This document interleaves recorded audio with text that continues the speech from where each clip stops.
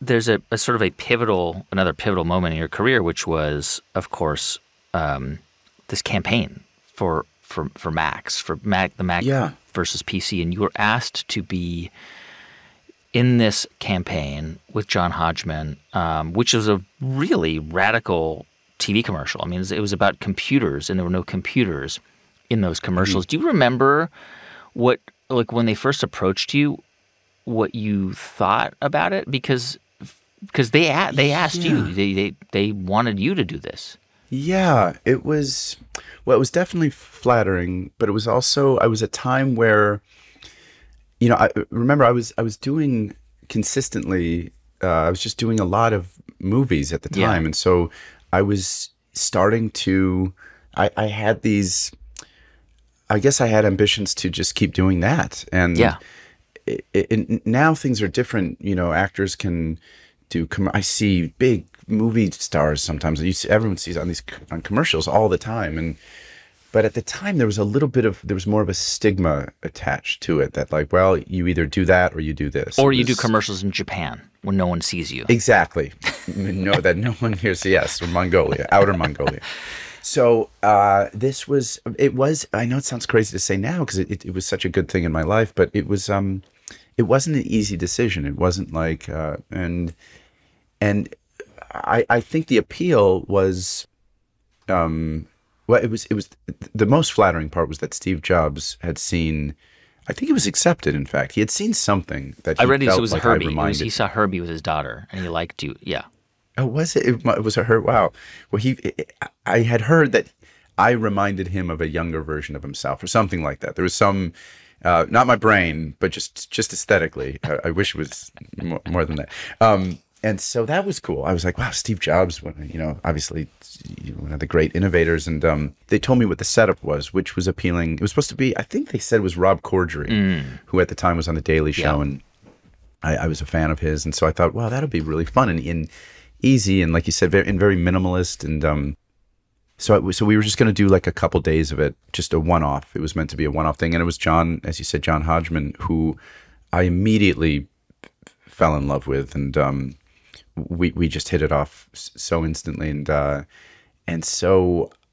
was the big appeal of that campaign for me. It was getting to just play with John on that white background, and in between shots we would talk. I mean, it was before, the irony is it was before people had cell phone, had the iPhone. It's crazy, I know. But those ads, totally iconic, won tons of awards, and were, they were warm and a little bit, it was a little bit of a dig, obviously, at PCs, but also warm, and you loved the John Hodgman character. And your character, what's interesting about your character in those, because you did like 30 or 40, I mean, tons of these short spots over a 4-year period, was that you were not the nerdy, geeky, you were like, not like the high school jock, you were the likable, creative, the kind of person that if you were watching that ad, many people would say, oh, I want to be like that guy.